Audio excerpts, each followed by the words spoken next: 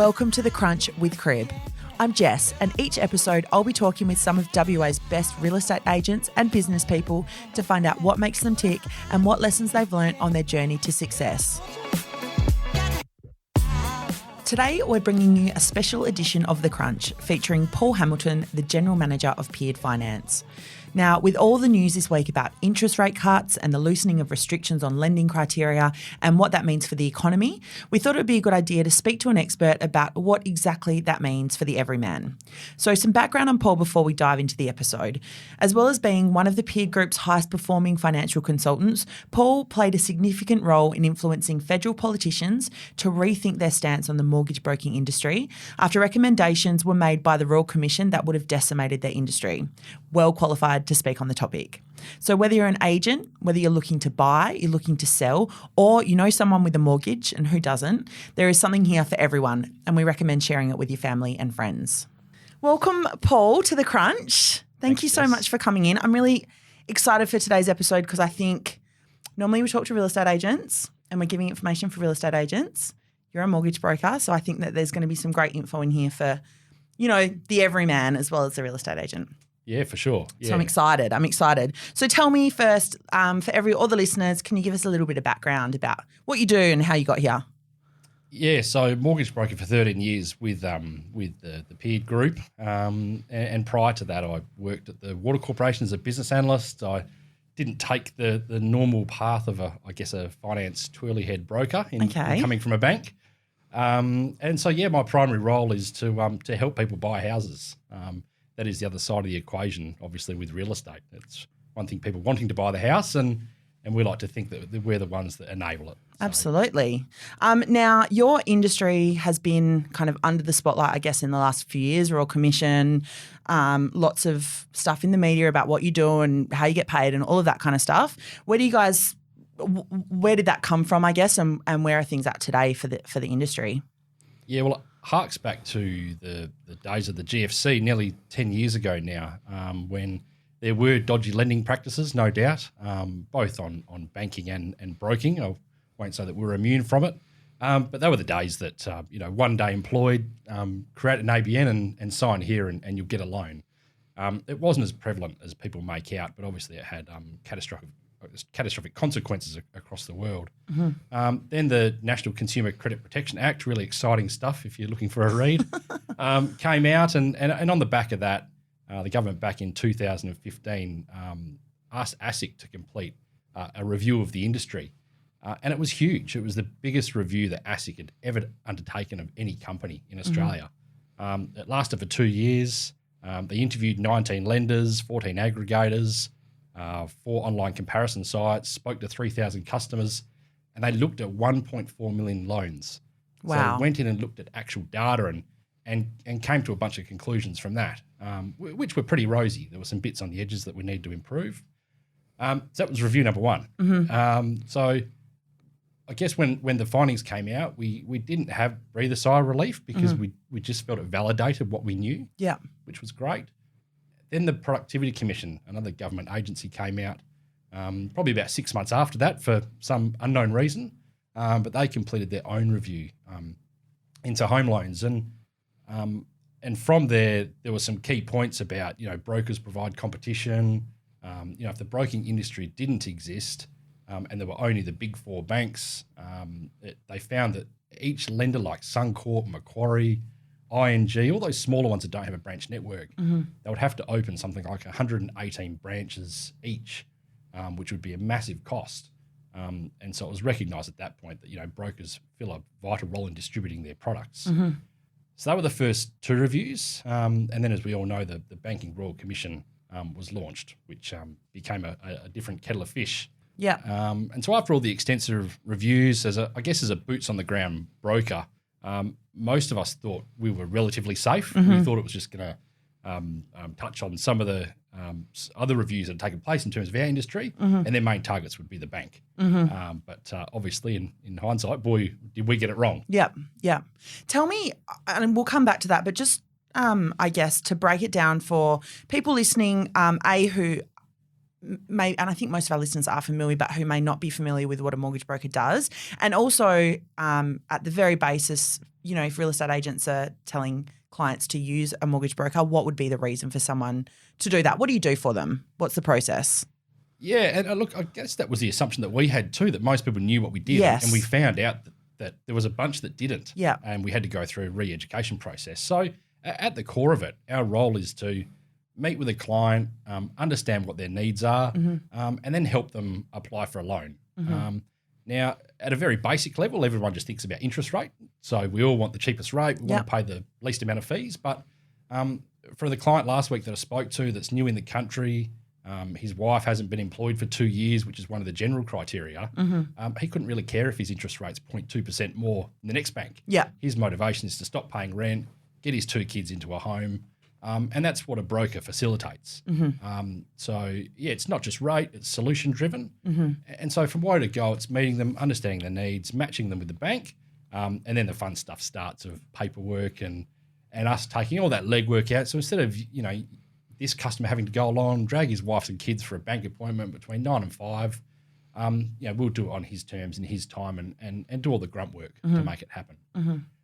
We represent the client, so we don't represent the bank. So, if you go onto a website today and look at all the big bank standard variable rates, you'll probably see that they're advertising around about 4.5% for a $500,000 loan.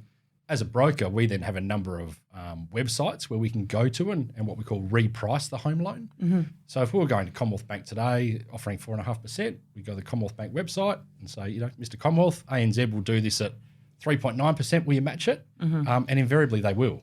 But if you're Joe Public who walks into the branch, that bank isn't sitting there saying, we advertise this and we'll just drop our rate to that. Yeah, absolutely. And so we promote competition along those lines. And that's what those earlier reviews validated for us. Yeah, yeah. And so back to the commission then, I guess, what was the reason that you guys were kind of targeted when everyone, all the news and everything initially around the Royal Commission was banks and, they were the cause of the GFC and blah, blah, blah. And then findings came out and all of a sudden your industry was under fire. What was, I guess, the reason for that?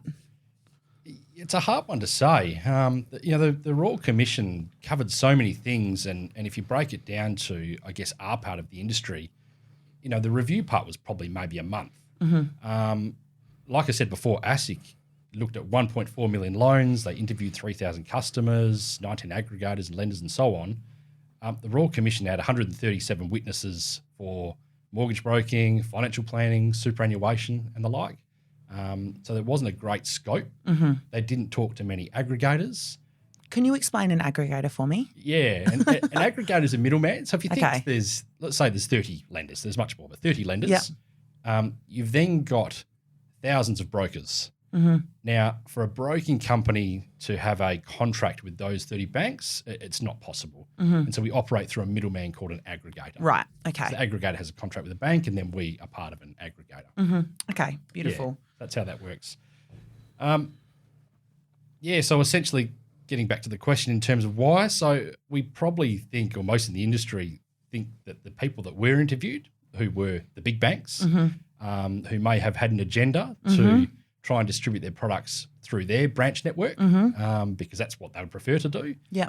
They probably had an influential voice with the commissioner. Yeah. And the commissioner fell hook, line and sinker to it, unfortunately.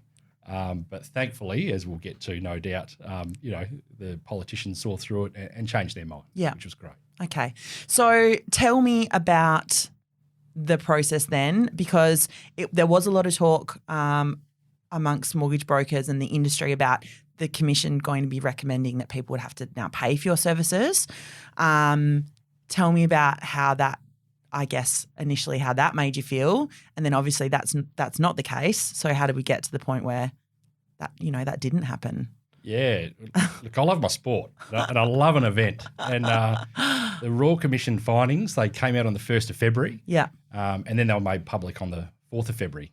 So all weekend it was like looking forward to that great game, what the result was going to be. Yeah. Or you had were you anticipating a good result or a bad result at that point? Well, the interim findings in September suggested there could be some adverse findings. But, again, we were so confident about what we do, we didn't think there would be an adverse outcome. So I still remember it was the 4th of February, and I left the office and went home and turned on Sky News, and the Federal Treasurer was there about to have his big press conference, and his first recommendation that came out of the 76 recommendations was that in 3 years' time, people are going to have to pay to see a broker, and people will have to pay a bank to get a home loan. Okay. Which was incredible. Yeah. It floored us. Yeah. Second recommendation of 72 was that our trail commission would stop in 2020. Do you want me to explain how trail is? I was just going to say, for those who don't know, can we quickly go into how you guys do get paid? Yeah, because sure. it currently is not by the person who's getting the loan. No, spot on. Yeah, and people say that. People say, we're paying for you along the way somewhere, which is totally correct. Just like you pay a branch. So for the Commonwealth Bank or Bank West or whoever to have a branch on the corner, they cost to have that building, they have to pay staff and so on. So there's always a cost distributing a product, no different to brokers. So in terms of how we get paid, so just quickly, 10 years ago or so, banks paid everything up front. So if we did a home loan, we'd get paid everything up front, which may have been, let's say, 1.5% of the loan amount. By the bank. By the bank. They then found that if people moved in a year or two, it wasn't profitable for them because the next bank would pay. Banks don't really start making much money until year 3 or 5 on a mortgage. Okay. So they need people to be there longer. So what they did, they introduced trail, where they essentially halved the income up front and then paid the balance over time. So that helped them out in terms of funding the loan, and it also encouraged, I guess, the broking industry to stay engaged with the client, meet their additional needs. So if you want to do a loan switch or sell your home, and there's all the forms associated with that, we were engaged, not transaction-based, running around trying to do every deal under the sun and then leaving customers behind. Yeah. So that's trail income. And so part of the argument of this whole process has been, let's get rid of trail because it's such a bad thing. It's money for nothing. And it's further from the truth. It's just simply part of how we get paid, part up front and part is deferred for the reasons I mentioned. Okay. So those 2 recommendations came out, top 2 recommendations by the Treasurer. Yes. What was your reaction? Oh, terrible. The first thing. Did you cry? Oh, I didn't cry, but we're on the phone and we're in disbelief, really. Yeah. And so, like all people, we commiserate at the pub. We just said, we've got to get this out of us. Yeah. So, a few mates, we did the ring around, said, right, let's just go to the pub and let's talk about it. Let's get it out of our system. We started jumping on social media and seeing all the commentary. And again, it really hurt because it just felt like, we're being criticised unfairly for the great job that we do. At that time, 60% of people were using brokers. So if you think about the context of that, through the whole Royal Commission and all these potential issues and the press and everything that was coming up, more and more people were using brokers because their trust had deteriorated with banks. Okay. And to put that in context, I think it was around about 10 years ago, only 43% of people used a broker. So to be at 60% and then have that news come out on the back of those other reviews that were already undertaken, we couldn't quite believe it. Okay. So next steps, because, we know that those things have been turned around. And yes. I understand you played quite an instrumental role in that. So what were your next steps after commiserating and? Yes, yeah. Well, look, the hats off to the industry. The industry really came together. And we mentioned aggregators before. In general, they're all competing to get different brokers, but all the aggregators, the industry, and in particular the MFAA, our industry body, they saw the writing on the wall back in September at that interim report. Okay. And so they launched a massive campaign. And as part of that campaign, they encouraged customers and brokers to go and engage with their local politician. After reading the pulse of social media, it became quite clear that there were probably a few too many people just being whingy brokers. Yeah. And also what was clear was that there was just this lack of understanding. And so I thought to myself, by you or by the industry or by the general public? General or both? public. Yeah. I was going to say, do you feel like it shed some light on maybe a lack of awareness and education around what you do? Whereas 60% is a good number of people using mortgage brokers, but it doesn't necessarily mean everyone understands that was a massive why they takeaway. should use them. Yeah. As an industry, we learned that we need to communicate better. Yeah. And thankfully, that's happening now, and Yeah. it will continue on. And so basically, instead of being that whingy broker, I took it upon myself to try and educate. So at first it was on social media after a couple of beers at night and realised I couldn't change the world. And so I spoke to Peter Peard, obviously owner of our company, and we shared all of our company data. So I did an analysis of the last 2 years' data of our company and found that, because one of the criticism was that brokers will go to lenders that pay more money. Brokers don't use many banks. We favour certain banks and brokers encourage you to borrow more money. So what I found was that over the last 2 years, we used 28 lenders as our company. And of those 28, 90% of the loans were written with 10 lenders. Okay. So the majority were with 10 lenders. Those 10 lenders all paid the same commission. So that disarmed that questioning about we go to lenders that pay more. Yeah. And as a broker, and I can tell you, most of the industry would be happy if they all paid the same. Yeah. Just to remove this argument, because it doesn't happen. It's a furphy. And so I wrote to a couple of, probably about 10 key politicians who I thought would have some influence. And I attached the data. I used Reason and pulled up lots of different bits that were articles in the industry to make the point. And it was quite shocked. I just got back from Canberra after meeting Bob Katter, which was exciting. And Labor MP Anna Ali called me one Thursday afternoon and from her personal mobile. And she just said, Paul, I received your correspondence. I'm in Canberra at the moment. We're making a major policy announcement tomorrow. And we've got to remember that Labor's position before the Royal Commission was we will accept every recommendation without even reading the report. Yeah. Not that clever. Yeah. But Anne Ali said, thank you so much. We're actually changing our position, which was a massive political switch for them. Huge, yeah. And the data that you used, the information presented, was critical to me in convincing Cabinet of this change. I subsequently met Anne a couple of weeks later, and she was brilliant. She'd used a broker for years and years, and she got it. So, yeah, that was a real goosebump moment. Yeah. Don't think I'd saved the day, that's for sure. Well, you definitely contributed to it by the sounds of it. Yeah, like many did. But it was good to see that, she'd used the data, she'd listened, and that's all we want our pollies to do. And they changed position, which was great. And the second part of that was another email I sent was to Bob Katter's office. Yeah. So, Maverick Bob. Bob had so much power in the old government because he was one of the independents. Yeah. And if legislation needed to pass, it had to get through him. His office emailed me and said, Paul, we'd love you to fly to Canberra if you're willing and come and meet with Bob. Wow. You won't have much time, but come and chat. Yeah. And it was the most expensive 10-minute meeting I've had in my life. There you go. Yeah, but he was great. I mean, the downside for us is that at the same time, the Townsville floods happened. Yeah, okay. And so a lot of his attention was rightfully in that direction.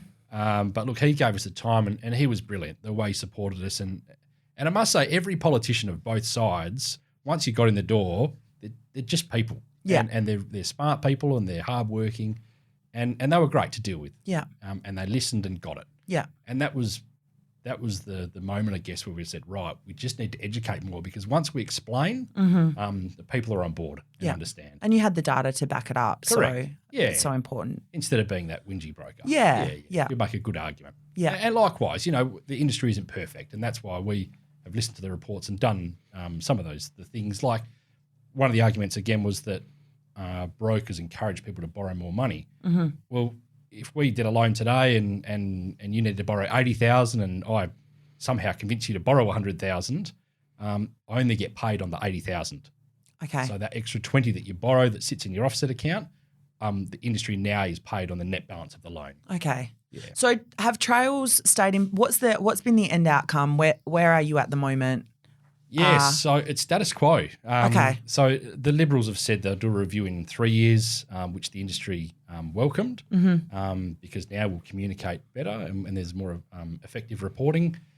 So Liberals' position switched partway through the process and said we will keep Trails because we understand why they're paid and we understand the effect on the smaller lenders if they all suddenly had to start paying 1.3 to 1.5% up front, would just add to their cost of providing a loan. Yeah. And that would diminish the number of lenders that could lend money and diminish competition in the market. So they got it. They moved early, and then Labor used it as another point to differentiate, which was a bit sad in the end. But so from the industry point of view, we were happy that the Liberals got in because it just gave us clean air. Yeah. To go and do our job. Go and do what you need well. to do. Exactly. Yeah. Okay, so we know where the industry's at the moment. Now, we've got you in for a bit of a special edition crunch based on the news this week about interest rates dropping again. And I want to talk to you about, I guess, the state of the housing market in general and why, obviously there's a lot of talk now about trying to get things moving. So tell me, I guess, in the last couple of years, why has it been so hard for people to get approval on finance to start with? Yeah, sure. I mean, there's been a number of changes and even back to 2014 when the banking regulator APRA came out and set what we call the floor assessment rate. So whenever you borrow money, the bank assesses you at a rate, today's rate plus a margin. And so instead of that rate being roughly 6%, they set a minimum floor at 7% and the banks all adopted 7.25. So I'd put it this way, every time you go for a loan, the bank is assessing you on double what the actual repayments are. Yeah. So that automatically curbed some lending. And they did that because they could see that the East Coast market was flying and they wanted to put a stamp on it. Yeah. Because when rates rise, they didn't want to see people not being able to afford their home. Yeah. So that was change number one. And then I guess over the last couple of years, I think we all read all the articles and had a giggle about banks going through your bank statements and checking, how many times you use Uber Eats and go to the pub and all that sort of stuff. Yeah. Nothing I ever do, Jess. But that was a big focus. And again, rightfully so, because whether it was brokers or some banks, you could have a family of 3 children and 2 adults who claim they only spend $1,000 a month. Then all of a sudden they've got this home loan that they can't afford, and it puts stress on the family, and no one wants that. So it became a big focus on living expenses, which made it harder to borrow money. Another big change was, especially in Western Australia where we're so reliant on the mining industry, is they started shaving some of the income. So if you're a FIFO worker who receives allowances, they would now only take 80% of that income, not 100%. Okay. Same with overtime, same with bonuses. So anything that wasn't core income, they started putting clamps on. So a combination of all these things together just made it harder in general for people to get finance. Part of it was to be responsible. And the cynic in me probably says that part of it was obviously to be seen to be doing the right thing in the context of the Royal Commission going on, because the bank execs knew they were going to be sitting up there and all their dirt would be pulled out. Yeah. And they needed to show that they'd made some change. Yeah. Yeah. Okay. So tell me, you mentioned APRA, the APRA floor. Is that the correct, what's the correct terminology? You're going to be a finance person here. So tell me, that's been one of the pieces of news in the last couple of weeks, is that they are talking about reducing that to 6%. Yeah, no minimum floor, but roughly that's floor, where the bank will 6%. end up. And so that's the big change. Yeah, yeah. So my question around that, I guess, was at the moment, obviously, cash rates dropped again, lowest it's been for, 50 years. But when things increase, is that going to be a problem? Or is that so far in the future that, at the moment we just need to get the economy moving and that's one way to do it? Yeah, that's right. There's a few different tools. And so the RBA and government have used some different tools there. So one is, I think there's acknowledgement that that rates are unlikely to be 7.25% till the assessment rate for a period of time. And that's why the government, through APRA, has suggested removing that clamp. So we'll hear in the next few weeks. So APRA's not going to set a minimum floor like they do now. They're going to leave it up to the banks, but they want to develop guidelines. But it's going to free up borrowing capacity. Yeah. Second to that, like you mentioned, is the interest rate cut. So the interest rate cut on an average loan of, let's say, $500,000, an interest rate cut there is equivalent of around about $1,250 a year. So then Josh Frydenberg was saying the other day, the Federal Treasurer, that that plus the tax cuts plus other bits will hopefully get things moving. I guess the third item of that is the government's first homeowners program that they intend to launch in January next year, whereby they will pay for mortgage insurance. So if you're a first home buyer buying a home, there'll be certain credit conditions around it, but they'll fund the mortgage insurance. Okay.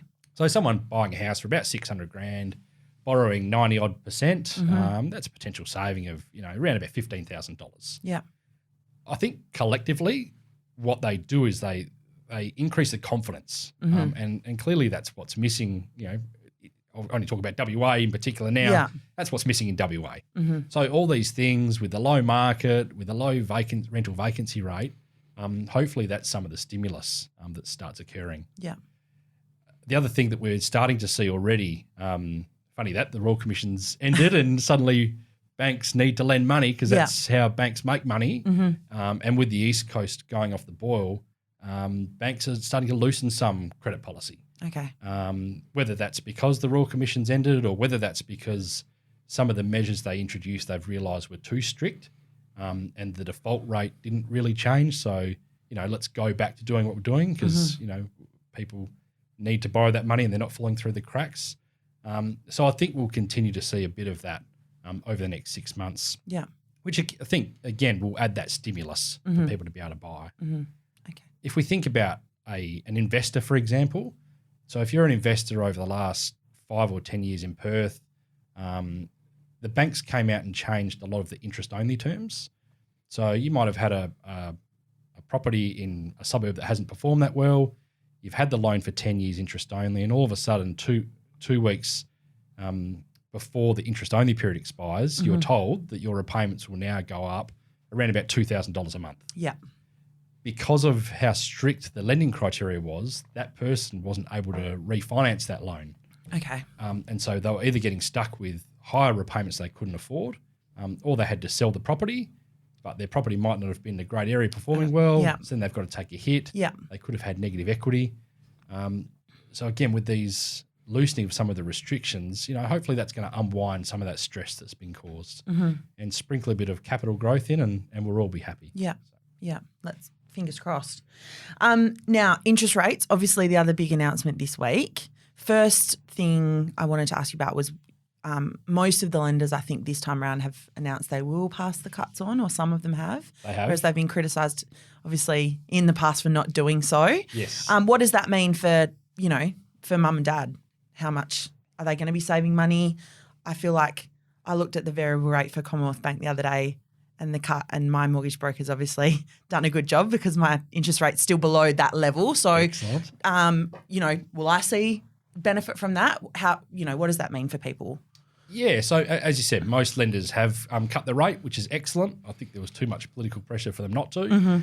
But interestingly, so ANZ, Shane Elliott, the CEO, came out yesterday and he made his case for why they didn't. And this is where lending it's not very transparent sometimes. Yes. And I'll get to that point in a moment. But ANZ said that from their point of view, they've actually got more depositors, so more people with money in the bank in term deposits and savings. So if interest rates are lower, those people receive less income, less interest. So as a bank, why should they reduce the rate?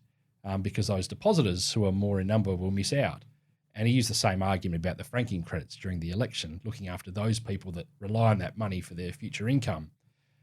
He also said that their interest rates are already lower than some of the banks, and that they're a commercial organisation and basically they can do what they want. So, get stuffed, get your nose out of it. And I'd probably agree with him to a certain extent there. And I hope that if you were an ANZ customer on a bad rate, you would come and talk to us. Yeah. And that's why our industry exists. I had a quick chat on the radio yesterday and this point came up and I was asked why people don't move lenders. And it's just that general apathy. The same reason that we don't change insurance companies or from Samsung to iPhone, all those reasons. It's hard. No doubt. It's painful. No one wants to change their direct debit. No one wants to change their credit cards. Yeah. No one wants to do the mountain of paperwork and all that stuff. But if I can say to you that I'm going to save you $100 or $200 or $300 a month for probably 6 weeks of, grit your teeth, but I'll manage the load. Yeah. We just don't understand why some people don't do it. Yeah. But secondly to that is what we find, and we're going through our loan book at the moment and what we call repricing them. So we've got a bunch of customers at a certain bank. We call the bank, find out what interest rate they're on. Because when they did their loan 5 years ago, they may have been getting a 0.9% discount, but today they could get a 1.4% discount. Yeah. So there's so many customers caught at that 0.9 or 1% or whatever it is. Yeah. So the example yesterday that we had with a client that I get to call this afternoon to give her the good news. Brilliant. You know, she's got a loan of $600,000. She's currently paying about 4.14%. Her bank, I won't say the bank's name, but her bank is currently offering a rate of 3.68% if you borrow $200,000. Okay. So we approached the bank and said, right, she's paying 4.14, been a loyal customer for 7 or 8 years. Yeah. Will you reduce that rate to 3.68? Yeah. You can probably guess what the answer was. No. So they offered 3.9%. Okay. Now, it's just enough probably to convince this customer not to move. You know, the bank knows they've got her on the hook and they know it's painful to move. And so, you know, our role now is to explain the benefits of moving and the money she'll save. And so with the rate cut that just came, I did the numbers. Her interest saving will be something like, where is it? $4,500 per year in interest. Yeah, okay. If we move her from one major bank to another major bank. Yeah, it's big. It's massive. It's big. You know, if I said to you, how would you like a free trip to Bali every year, you know, you would jump at it. Yeah, 2 and that's maybe. what it is. Yeah, 2, exactly. You and your partner. So anyone who, I mean, people with a mortgage, would you recommend they get on the phone to the mortgage broker and say, am I in the best position I can be in following this news?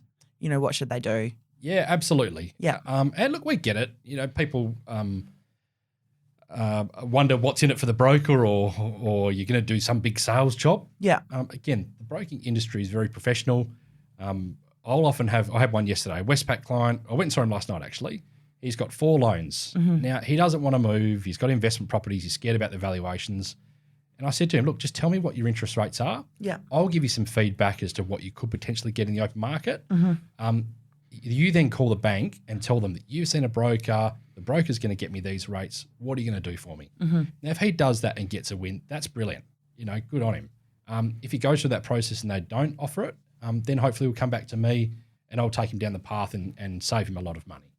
And so that's what most brokers will do. So, yeah, absolutely. Call your lender or call your broker and just have the chat and see how much you can save. Yeah. Okay. Do you think, you know, is the future looking positive for you now with these changes? Do you think we're going to see some positive signs in the next 6 months? What's your crystal ball say, Paul? Yeah, it's very excited at the moment. Yeah, it's looking very happy. It's smiling at me. Look, I'm really optimistic about the market and where it's going. You know, I can't give predictions on capital growth and stuff, but I think one of the prime reasons that people haven't been able to buy is they've been locked in because of finance. Because due to the factors we mentioned before and the finance relaxing and the confidence that it's going to give people. You know, I came from a meeting earlier and of the Peard Group and the management team were in there and one of the agenda item was, what's the feeling out in the streets from your reps? And so we've got offices from Rockingham, Swan Valley, Mindarie, so on. And the general consensus was that the conversation's changed. You know, people are more upbeat, people are willing to commit and ready to go. So, the combination of all those things, you know, what's going on in the mining industry, hopefully we'll get some population growth because there's more jobs being created. Yeah.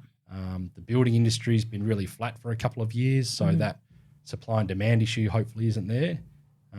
But yeah, I'm locking in. I'm really excited about the next 2 years. And good. Yeah, ready to go. I've got to say, it's nice to hear some positivity in this room.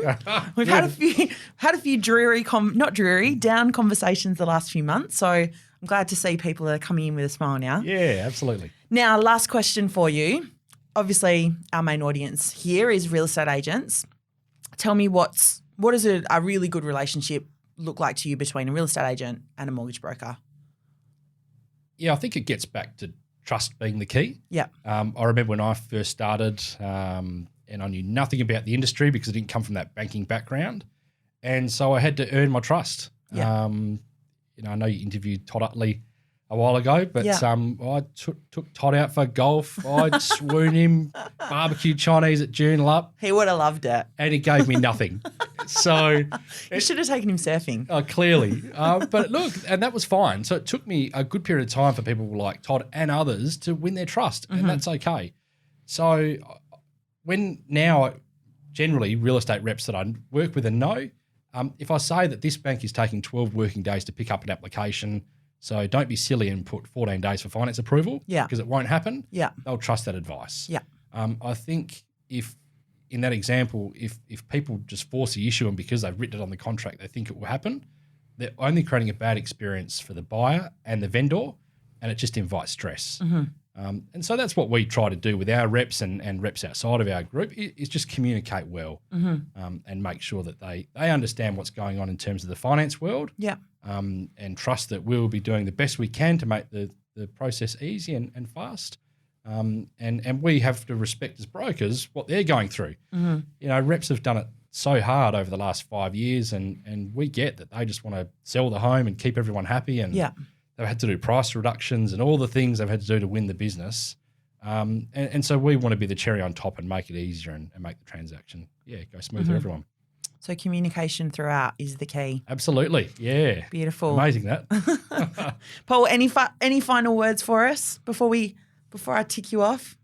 No final words other than thanks for the time and the age-old question about who does more work, brokers or real estate agents. I'll let you all debate that in your offices. Oh, will you? Are you brokers pulling the Saturday Sunday shift? Absolutely. You are? Yeah. Well, Down there the you pub. go. There you go. Well, I'll check in with Todd Utley about that one and we'll see what he has to say. Please don't. Paul, thank you so much for your time. Like I said, we're going to release this one straight away. Normally we, have a bit of a wait time, but I think really good information for agents, their clients, general public. So thank you very much for your knowledge and your expertise. Pleasure. Thanks for your time. That's it for this episode. Thank you so much for listening. We'd love any feedback or guest suggestions. So hit me up on Instagram. You can find me on Jess @Crib. And if you enjoyed the show, don't forget to subscribe and be sure to tell a friend.